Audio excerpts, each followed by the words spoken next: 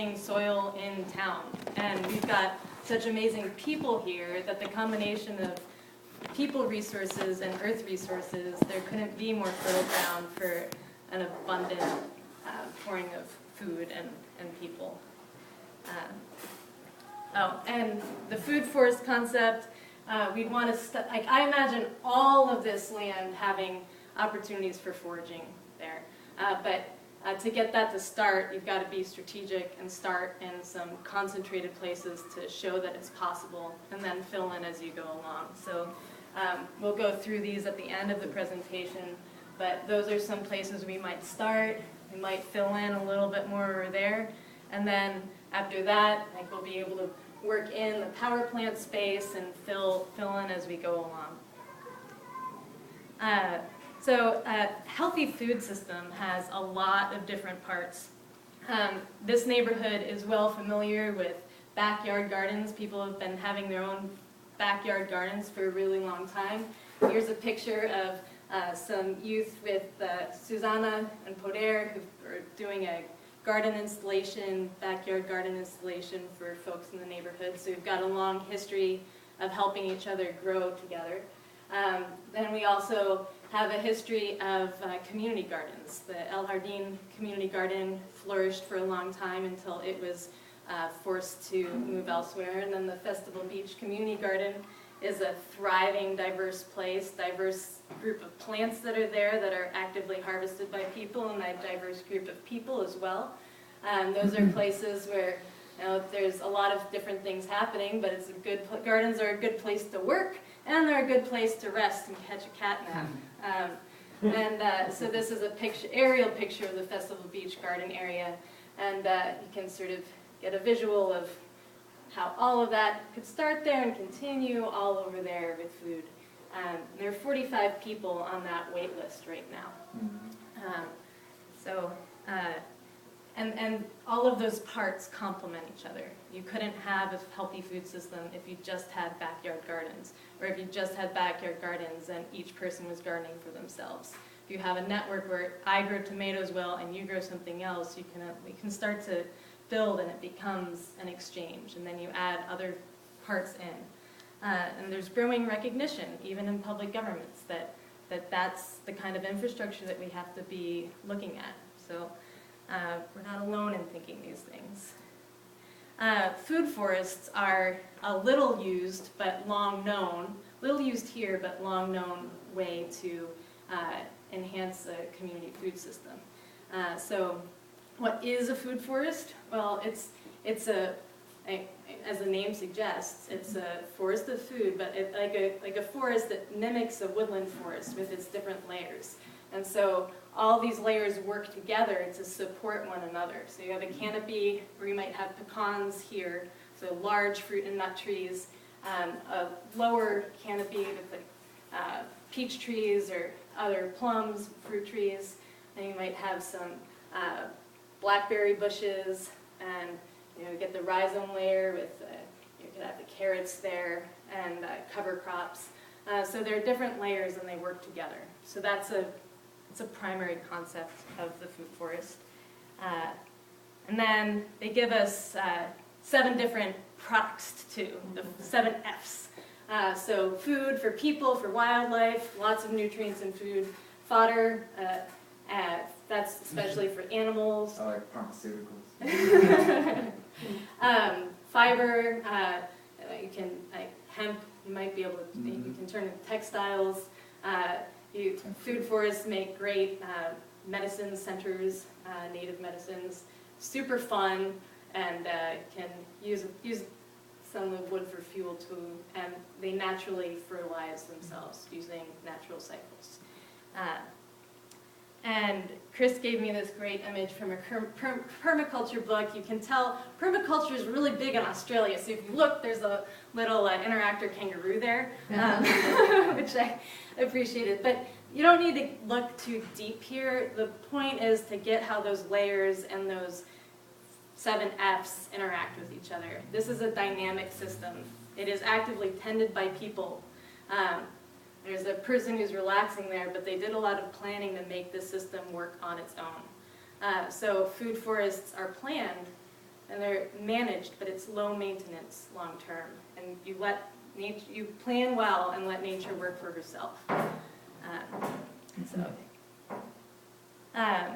So diverse and self-sustaining. Like there's a 2,000-year-old food forest in Morocco, and they're talking a desert environment, and there's still an active, thriving area with date palms, an overstory, and olives, bananas, grapes, guava, mulberries there too, Yeah. carob and tamarind. Flourishing life there for people and the animals there.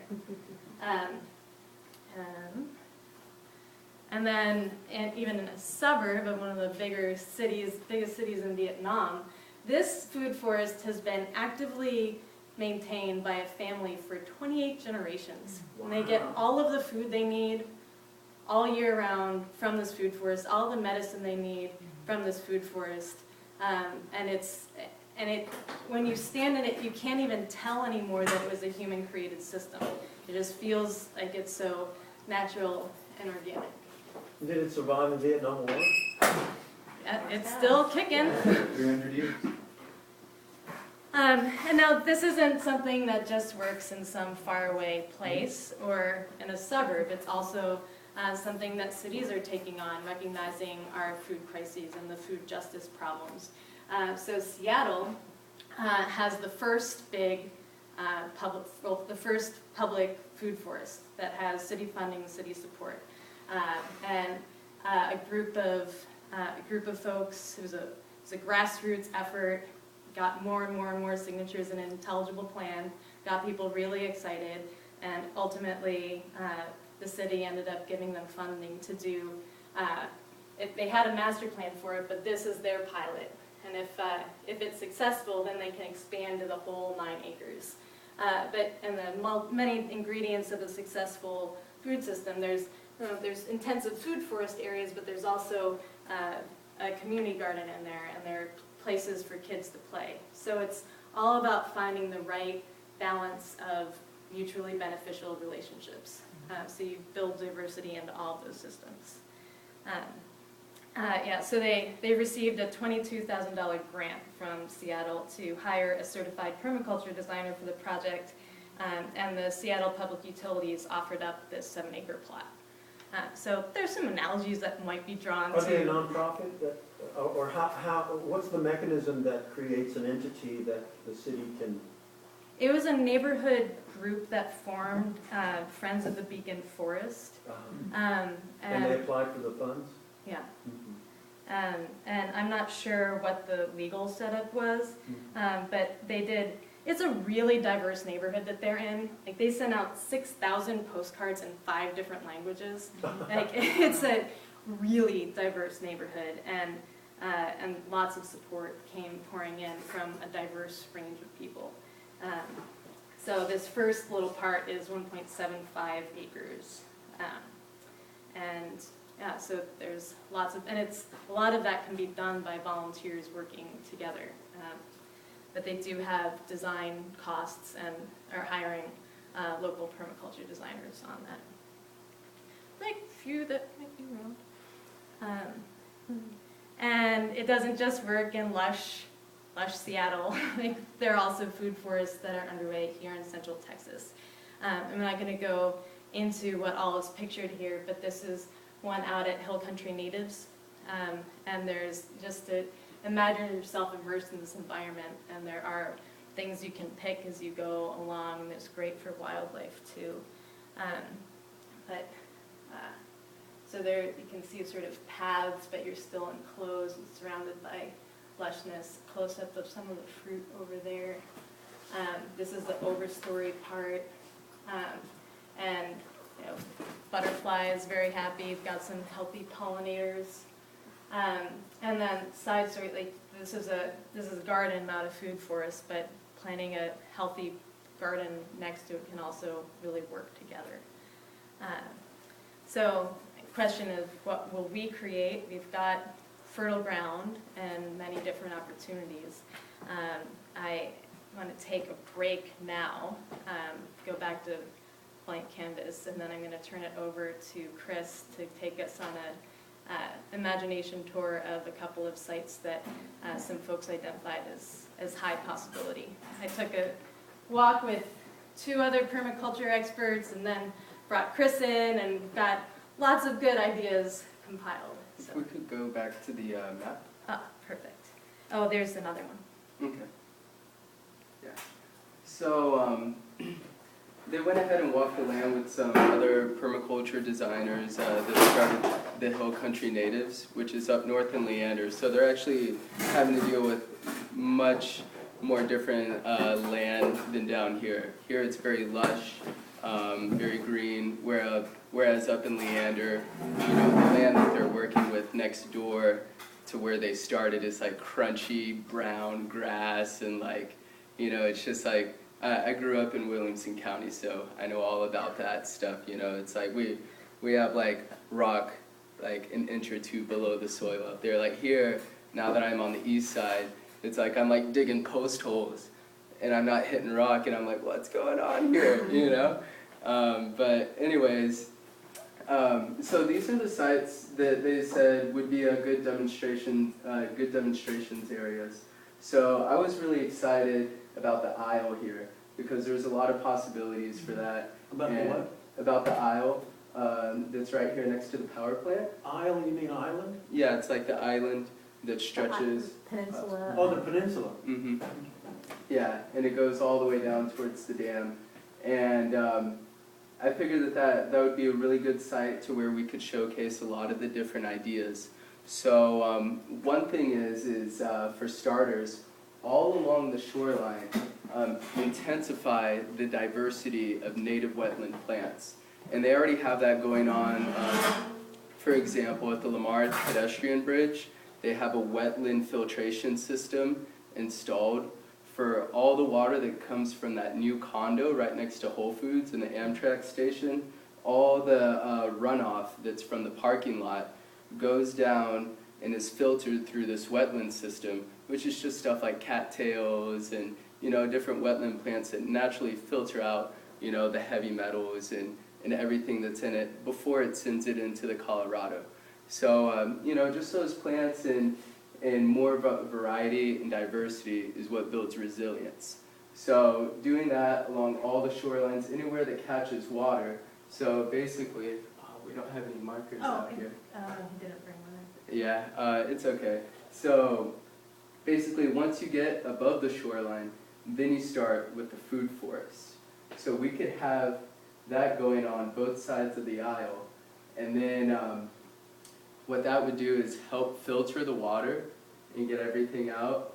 And then beyond that, what we were also thinking was doing these trellised arbors for vertical growing. And then at the base, doing wicking beds and hugelkulturs. So I know that, I wish that I had a Don't you have a marker. picture of that? Maybe do have. Yeah. So this is that first entrance that you're talking about. So if you're familiar, as you head west, this is the heading over to that peninsula or isle. And Can you go back? I have a question about the map. When you're talking about filtering the water, or show me, like, what's the direction that the water is going? Are you talking about from the dam? Yeah, the water's traveling this way. So from the northwest Okay. and the Colorado mountains all the way down to the Gulf of Mexico. Okay. And the one way that I'm referring to, because there's a lot of ways to filter water, is just simply through the wetland plants. And it's like the plants that are already there, but more diversity and more native plants, because, you know, through a lot of the things that our environment's exposed to today, a lot of things die off really easily, you know. So if we were there to care for them and to see, you know, where they do best and where they're most comfortable, so then they can really play their part, you know. And then other ways to filter the water would be ways such as flow forms. And flow forms are simply structures that take a form of water and split it into two. So you'll have one stream, it'll split it into two, and then go back to one. And what that does is it circulates the water in a way to where it adds layers of oxygen.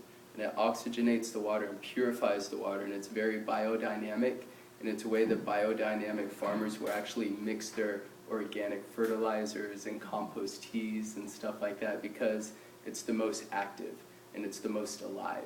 And it's just like, it's a beautiful way to take the water and transfer it from one spot to another, because these flow forms, you can hook them up in a series and have them cascade down to where one really exciting thing, since it goes from 1 into 2, is that it doesn't go quite like this.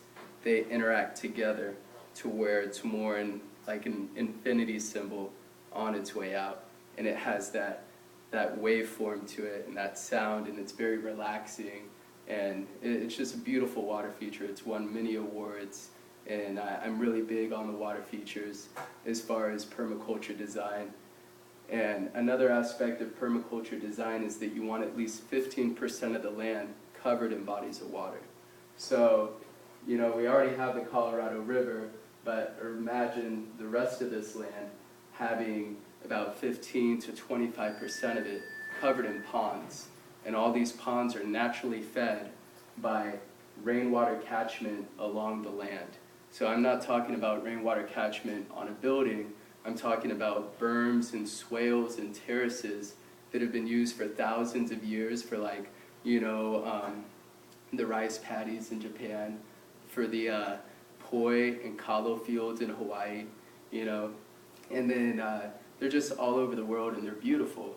And it's like, for example, you see a hillside and it's just terraced down, and then you guide that water to where it all gets caught into ponds, and then those ponds, they get stocked with native fish. So then you're growing all these bass and native fish and different things and trout, and then people have more places to fish, and then once those ponds are fully stocked, you introduce them into the Colorado, into the lagoons, into the cooling pond, and furthermore. Yeah. Okay. So, and with water sources, there can be growing things. So I interrupted at trellised arbors. That's Yeah, cool. so the trellised arbors, yeah, this is an example.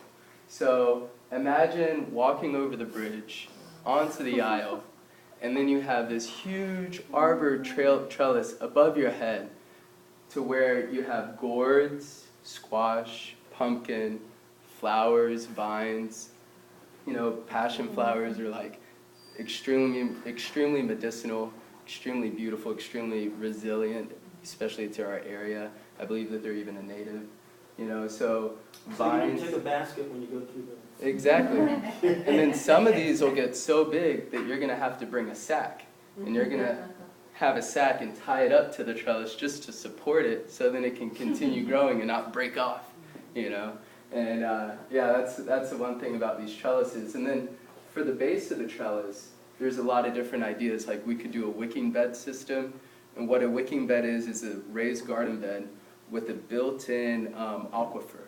So it's got a little water retention system to where you have a tube that goes down, and you run your hose into it, so that you're not watering from the top, you water from the bottom. So there's no surface evaporation. Here in Central Texas, people are watering like once or twice every couple weeks, you know. So I know with me, I was watering about 2 to 3 times a month in the middle of July and August. And the beds were just going off, huge okra, you know, basil, all different things, stacking and packing with the different layers. And that's really how these plants really enjoy performing. Like, they're at Hill Country Natives, whenever they have their fruit and nut trees up, they'll plant an array of companion plants below them, and how the companion plants are doing at the base of the tree is a direct reflection of how the tree's doing. So if the plants are happy that are living on the understory of the tree, then obviously the tree is doing well and it has all its nutrients. Chris, just a point, about 2 years ago, we're fortunate that Lady Bird Lake is somewhat controlled by the Tom Miller Dam. Mm-hmm. But 2 years ago, we were succumbed to a big flood, and that peninsula you're referencing actually was underwater. Oh, That happens. And Yeah. so, yeah, and so We it's have just- flooding. Yeah, so, you know, before, you know, Mhm. just look a little bit further into how often we've had that flooding. Yeah. Before, you know, that sustainability vision goes in, because, That's a great point. I'll be sure to check on the GIS system and look into the floodplains and stuff like that. Yeah, Because I did live here when it happened, and it washed over a lot of trees and stuff. mhm. It's a lot less vegetated than it was a couple of years ago. Yeah. Can I ask you a question? Susanna, in the task force, the redesign, is LCRA part of it? I don't remember seeing representatives from LCRA. They need to be brought into the, it's a really good point. because they control Yes. the water flow. They control the water flow. Mhm. And Town Lake, or Lady Bird Lake, as new people know, is the control.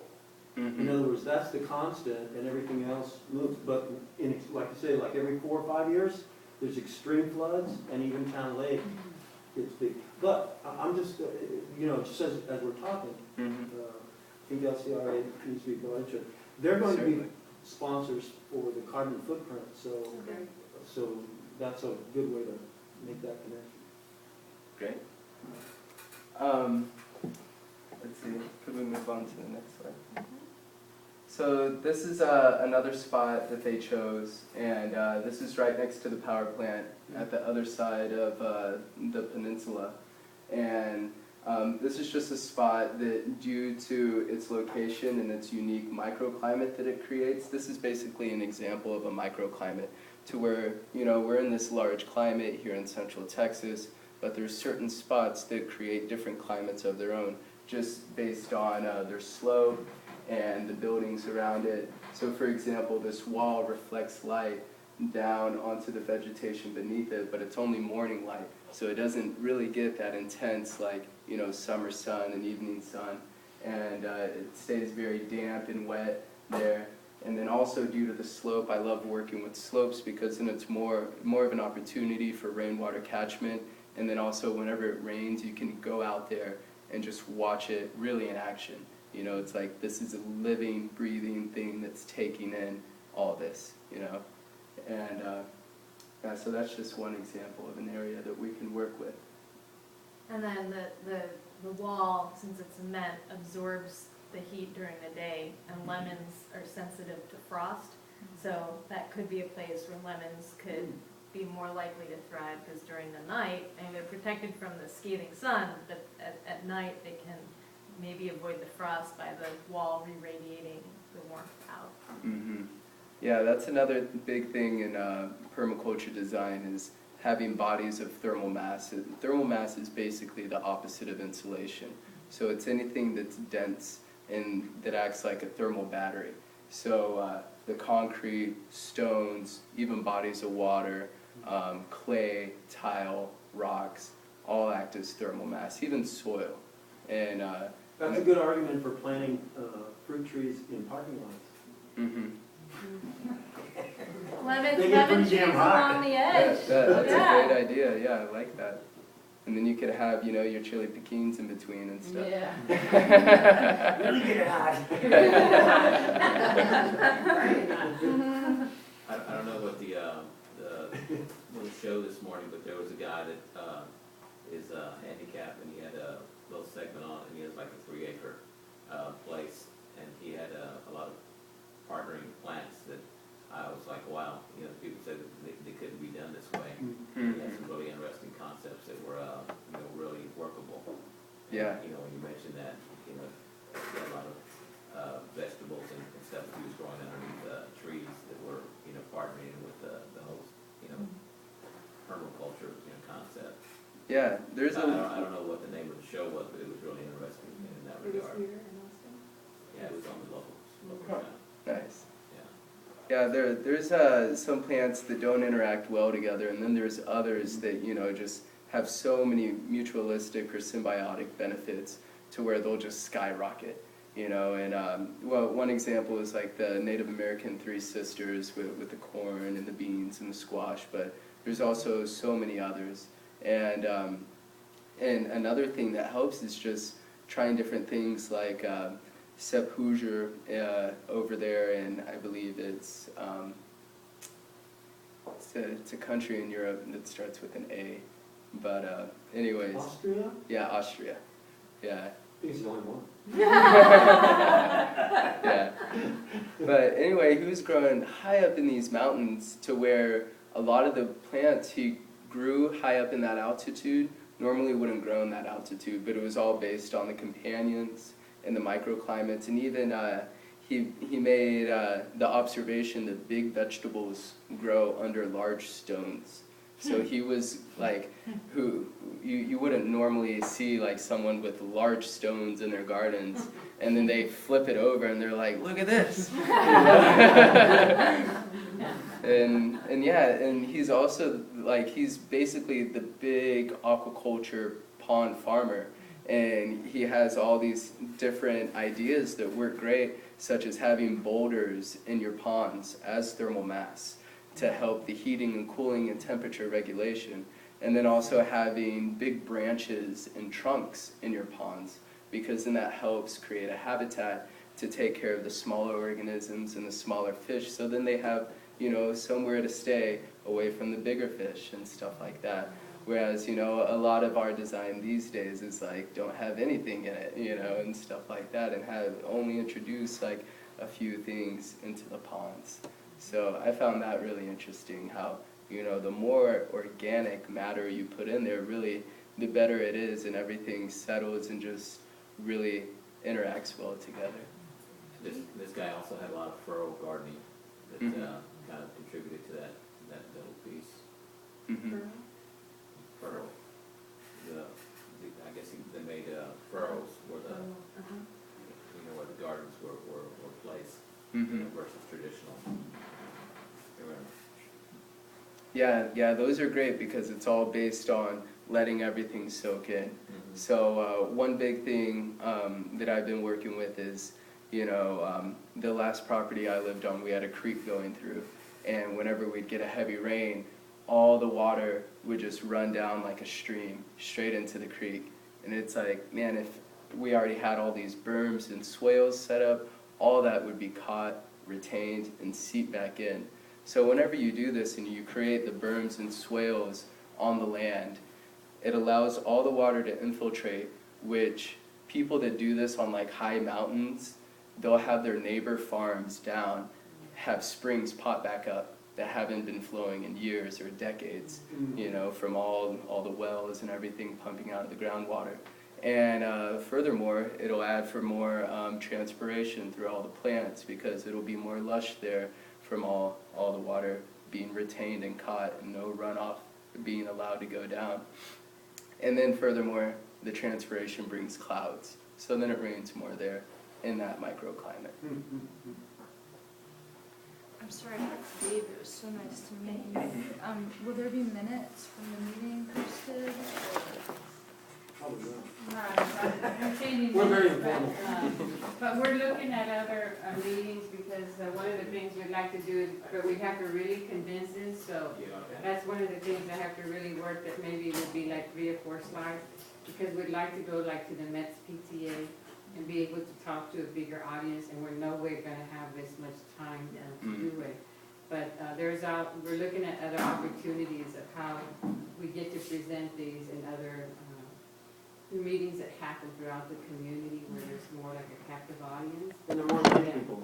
And then more lay people, so we have to learn, I know Bodette learns to do things in 2-minute presentations, 3-minute presentations, 10-minute presentations, 15-minute presentations. And I think that that's something that people who are working this really need to learn how do you say what you're saying in a very short time to different audience, and really be able to hit on certain key points. And so we're going to continue, and of course the big meeting is February the 25th, but by no way is that going to be the end of everything, because our goal is to be able to take this to the Parks Board, with also projecting a budget of what this would take to begin this process, because like I told you, there's money that was passed in the bond, but if people don't bring projects and proposals, that money is gonna be gobbled up Somewhere in else. something else. Well, as we just learned, I'm happy to go and meet with council members, because sometimes, you know, even though we've got the Parks Board support, it doesn't translate into what the council actually is hearing. Right. So let me know how I can be of help there. Okay, absolutely, absolutely. Thank you so much. Are you familiar with the Surf Riding Foundation? Of course, I'm a member. Oh, great. So you know Seth Hochschild? Yes. Oh, great. So, nice to meet you guys. Thank I'll just you. leave some cards here. Great. I'd like to get you a poster of when I created back in the days. I would love to see it. And I wanna make sure too how they might integrate your program into that new development across the street, just to see how that can work together. Please. It's so nice to meet you. Okay, thank you so much. I haven't heard you guys. But one of the things that I wanted to mention as part of this little idea is it doesn't necessarily have to be a great space. You know, I was kind of thinking of a kind of a concept that was, you know, fluid, easy to transplant, easy to you know, it doesn't require a lot of labor intensive, you know, money. You know, they're always gonna say, well, what's the bottom line budget?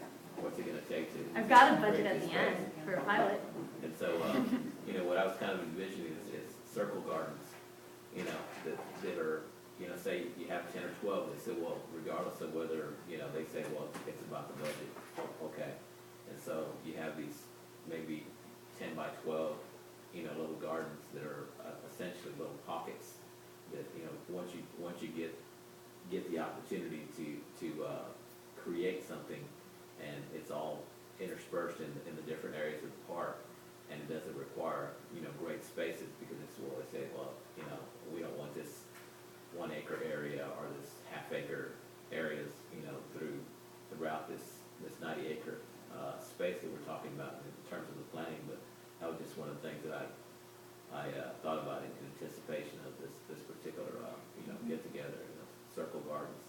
You know, having 10 or 12 that are very, very functional, you know, doesn't require a lot of upkeep, and doesn't require a lot of, you know, somebody saying, well, I want 3 acres here, 2 here, 4 over there, you know, you kind of have something to build with or build on, you know, that initial foundation, so to speak.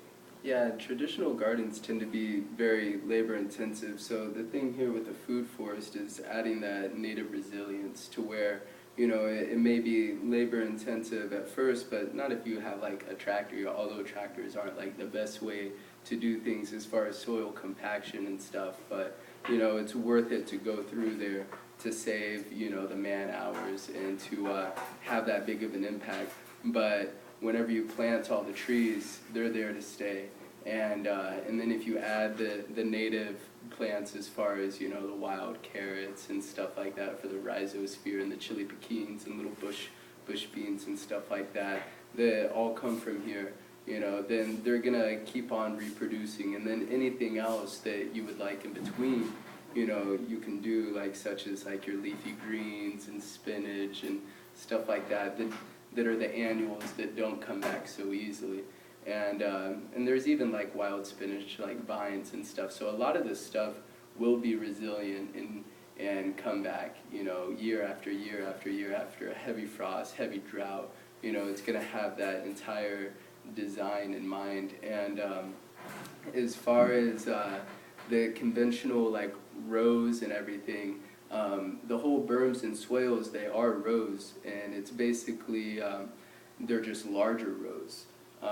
About the bigger the better. So, but the largest you can go to where they're not too big is about 6 feet wide, and that's so then you can reach to everything from either side that you're standing on. So if you, but then bigger than that, like if you have massive mountains, say you're going down like a huge mountain, which we don't really have too much of here on the east side, then you can do big ones to where you can like climb up them and just have like everything growing on the hillsides, you know. And a lot of these, a lot of the foods here are so resilient that, you know, you can trample them, you know, like a lot of the wild foraging herbs like wood sorrel and purslane and stuff like that. You'll see them all over the country, you know, and they come up right along the sidewalk.